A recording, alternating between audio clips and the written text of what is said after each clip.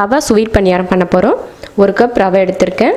அதே அளவில் மைதா மாவு, அதே அளவுக்கு சர்க்கரை 3 சம அளவில் எடுத்திருக்கேன்.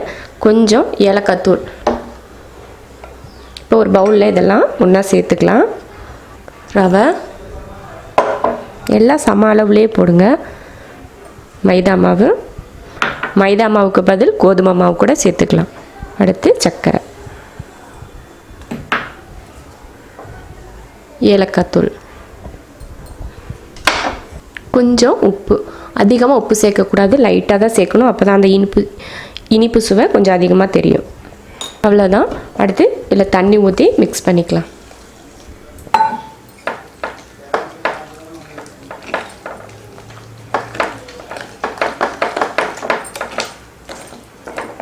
அதிகமாக தண்ணி கலந்துடக்கூடாது, கம்மியாக தான் தண்ணி கலந்துக்கணும். ரொம்ப தண்ணி கலந்தோன்னா அப்படியே தண்ணி மாதிரி ஆயிரும். கொஞ்சம் கெட்டியாக தான் இருக்கணும். அதனால் அளவாக தண்ணி கலந்துக்கோங்க. இனிப்பு கொஞ்சம் கம்மியாக வேணும்னா அதில் அரை கப், இந்த கப்பில் 1 கப் போட்டோம், அரை கப் கூட சேர்த்துக்கலாம்.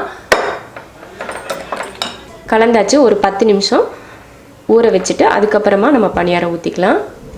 ரவை ஊறுறதுக்காக தான் ஒரு 10 நிமிஷம் வெயிட் பண்ணி அதுக்கப்புறம் பணியாரம் ஊற்றுறது. கரெக்டாக இருக்குது பக்குவம். எடுத்து ஊற்றினா ரொம்ப தண்ணியாக விழுகக்கூடாது, இந்த அளவுக்கு இருக்கணும். ரொம்ப கெட்டியாக இருந்துச்சுன்னா கொஞ்சமாக தண்ணி ஊற்றி கலந்துக்கலாம். இப்போ நம்ம பணியாரம் ஊற்றிக்கலாம். பணியாரம் கல் வச்சு காஞ்சிடுச்சு. அதில் எண்ணெய் ஊற்றிக்கலாம்.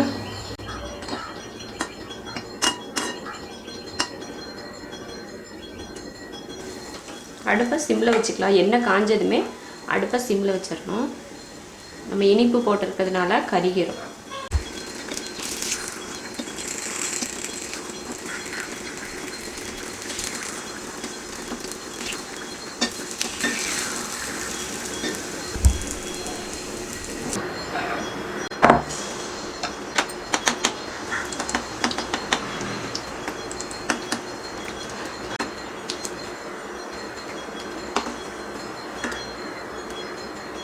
ஈஸியாக செய்யக்கூடிய ஒரு ஸ்நாக் இது.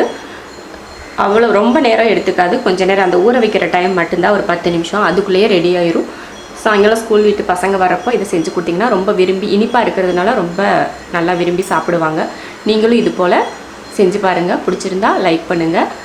மற்றவங்களும் பார்க்கணுன்னு நினச்சிங்கன்னா ஷேர் பண்ணுங்கள். மறக்காமல் சப்ஸ்கிரைப் பண்ணிவிட்டு பக்கத்தில் இருக்க பெல் பட்டனை ப்ரெஸ் பண்ணுங்கள். நன்றி.